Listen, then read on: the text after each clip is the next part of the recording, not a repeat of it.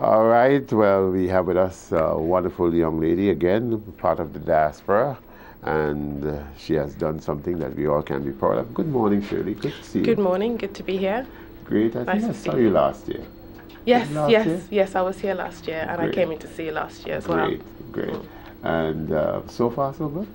Yes, so far so good. Last year was about a book that I launched that I was doing here, Right. that I was brought to Grenada, and it said For Your Life, which was about personal development. Good. And I'm here this year with the Diaspora Conference, and also I'm doing a book launch on Saturday, which is more about Grenada. So it's Grenadian nicknames, which is really great to be doing it here. Good. Shirley's an artist, so before we get on to the book launch, Diaspora Conference, you, from your perspective, give us a sense of, did it meet the expectations?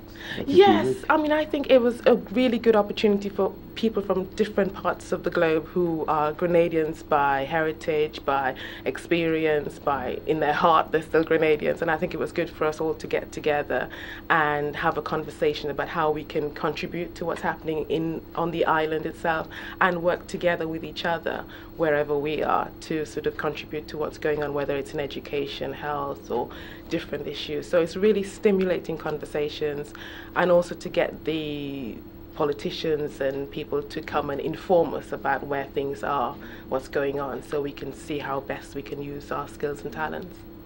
The adrenaline did flow. We were new to each other. First time you would have seen some people. Maybe you want to hold back a bit. You thought it was very open and participatory? Yes, I think people participated. It's a bit, we had a sort of round tables, yes, with mics, which can be a bit off-putting. And I know for myself, there were things I wanted to say the first day, and I didn't feel courageous enough. But the second day, I felt I could say something. But then time is running out because everyone wants to say something. So it takes a while to get used to an atmosphere with new people sitting around a table having a serious discussion. But I think those who really wanted to say something probably were able to. Useful. It's new to Grenada. It's not new to countries like Israel and China and India. Very strong diaspora communities. So it's something that you see that people like you who live in England can build upon, because you're always here from Guam. Yes, I am always here anyway. How's the Queen doing? Good? She hasn't come to tea lately, so I can't say. I think she's fine. Right. So let's go to your book now. They Call Me. You look at nicknames on the Caribbean, island of Grenada. You have a nickname? I don't have a nickname. How did you escape that? How did you escape that? Because we moved back and forth. So I think when I would have got it would have been those teenage years. And I left here at the age of 12 and came back at 17. And I think in that time I probably escaped the nicknaming, sort of time when you would have got it. But I know lots of people who have nicknames. Any in the family got that? No, not in the family, because we moved as a family. And although my sisters were younger and older, we all escaped it. So that may be unusual, but it still means I have an interest in it because it's part of the culture and I know it exists. And lots of people do have it, and they have to live with it in some way. It has to make sense for them. And I was really interested in how they got it, what it meant to them, and how they live with it, if it's a good name or not such a good name. And that's what sort of started the ball rolling on that, really. Well, it's a lovely colored book, and when Garvey gets a chance, we'll let him take a shot at the colored book. But take us through it, Shirley. The second name, I don't want to mispronounce it, so pronounce the second name for me. My surname? Yeah, your second Anstis. name. Anstis, yes. Shirley Anstis. Which is my married name, and Jones is my family from Guam. From Guam, you can't escape them. So, Shirley, they call me, well, I have many many nicknames. That's good. Wonderful. And I answer everyone. Good. So, what aroused your passion? There's so many things in the world, but what aroused the passion of Shirley that she would do some research, investigate, to come up with at least a text that I found interesting. It's looking at some of the pictures, they look like me actually. And there's so many horrible nicknames that we have, and yet we answer. There was a conversation not too long ago on the 300th anniversary of St. George's, and they were reviewing some of the people who led not only struggles but created communities. And there was one of the names, Red Ants, and he was a significant figure in St. George's, and everybody remember that name, Red Ants. You know, it was amazing. People of all strata who just said you had to know Red Hands.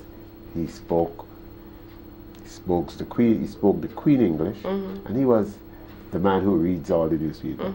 But he was someone who was very simple. So he helped us to appreciate how you now had that passion and put it into a text. Well, I was doing a counseling course, and we were talking about identity and who we are, how we see ourselves, and how people see us. So lots of therapy is about finding out who we are on the inside, even if we're judged differently on the outside.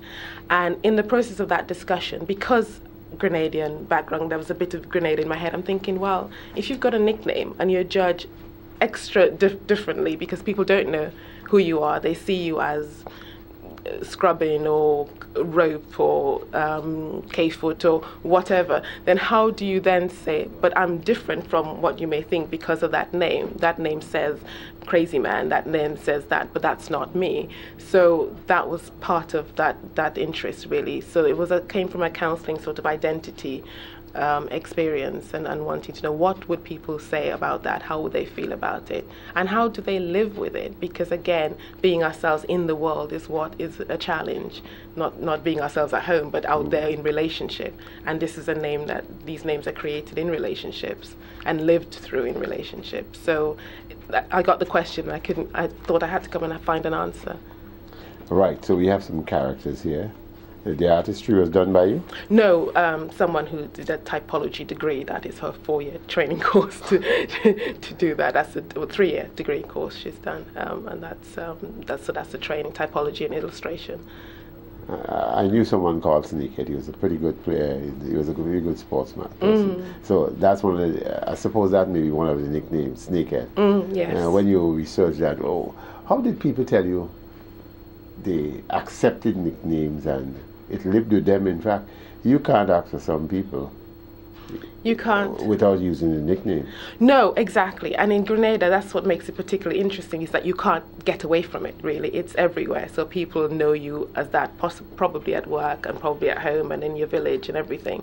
Although that was one of the questions I asked people, sort of, where do you get called this? And some people had different nicknames in different parts of their lives. So they have, if it's one nickname, it's somebody they went to school with. If it's another nickname, it's somebody they played football with.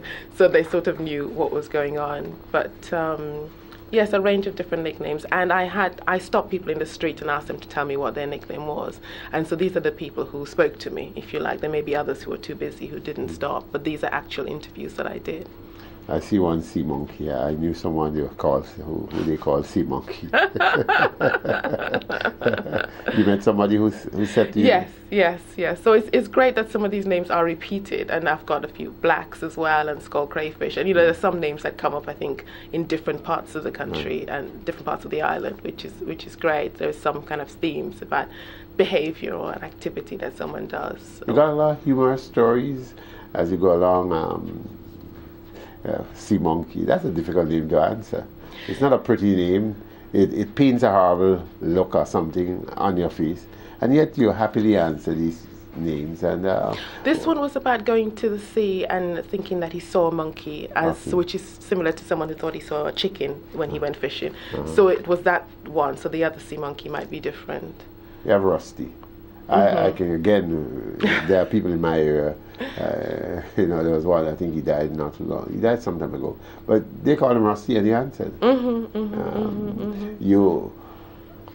Was it difficult in any of your interviews for people to accept names that really don't paint a good picture? Rusty means that you're perhaps not a person who like to bathe, or you're seemingly not the cleanest person around, and you would have some. I mean, I had a friend we called Fly, and I mean, he accepted that name, and it's still with him. Right. It wasn't offensive, just people thought he was somebody who moved around too quickly. Yes. And couldn't settle. I think my Rusty was about finding pennies and monies and rusty coins and that sort of thing. So for him, that wasn't too bad. So that was okay. There was a young man called Ghetto Beverage because people thought he stole the leftover drinks from a do, and so that was a little bit more of a difficulty. And there are a few women with difficult names. Someone called Piano Teeth because she had rotten teeth, and so I see black Piano and white. Teeth, actually. So that's a difficult name. And there are a few others which are... There's yes. one named Pi. I know quite a number of people who Yes, call Pi. yes, that's not unpleasant, I don't think. I don't think... So, yes. So you're going to have the launch when? Saturday afternoon at the Spiceland Mall at that's in 1 o'clock. In town centre, Spiceland Mall. All right, good. All right, Spiceland Mall. Good. So that's where it's going to be. What time are you going to have the 1 launch? o'clock. 1 o'clock. And you'll be there to autograph. Yes, I'll be there. And talk to people and so forth. Absolutely. Talk to people, sign the book, talk about any questions people want to ask in the book, and there'll be a few of us around to chat about it and say there are a few funny stories in there. And it also makes you stop and think about nicknames, because it's very prevalent here, and sometimes it's great, it's funny. Other times it could be quite hurtful, and I think some of the young women, particularly that I interviewed, found their names quite difficult. And it's great for us, and maybe to just think about it sometimes if we're saying something that's not pleasant. If it's pleasant, great, let's have a laugh, you know. But on the whole, people are very resilient and they just cope with it. That's the name they call me. And that's the title as well. They call me this. That's it. That's what they call me. And in fact, when I was growing up, I knew there were people with nicknames. You tease them and you have to run because they come after you. And school children made it fun to go call you these unpleasant names. And you go behind this one call you there. So to me, in fact, I know in some communities people urge you to accept it, and it goes quiet and it fades away. But if you react, some people say it sticks on you, and you really can't do nothing because people make you a fun. Let me ask you again, what's the cost of all of these? $30. 30 EC dollars? Yeah, yes, right, cheap. so it's pretty cheap. Yes, and, I just wanted everyone to be able to afford it. I didn't want to, you know. So Spiceland Mall down in South, that's in the Monuge area? Yes. On right. Saturday afternoon. Or and 1 o'clock? hopefully, yes, 1 o'clock. And I'm hoping to have it in a few of the shops afterwards as well. After the shop. But I haven't finalized that with people as yet. So this is book 2? This is book 2, yes. The first one, I'm trying to call the name. The first one was an A to Z for your life. A to Z for your life. Discovering and revealing who you are today. Okay. Yes. And now we talk about nickname. There's a third one? I don't know yet, but these two have the themes about identity and accepting yourself and knowing yourself and being yourself in the world. So there's still that overlapping theme with them, and that may be the theme that continues. I don't know. So the Grenadian adrenaline flows even though you live in London. Completely. Good to have you. Nice Great seeing to be you. here. Nice to be back.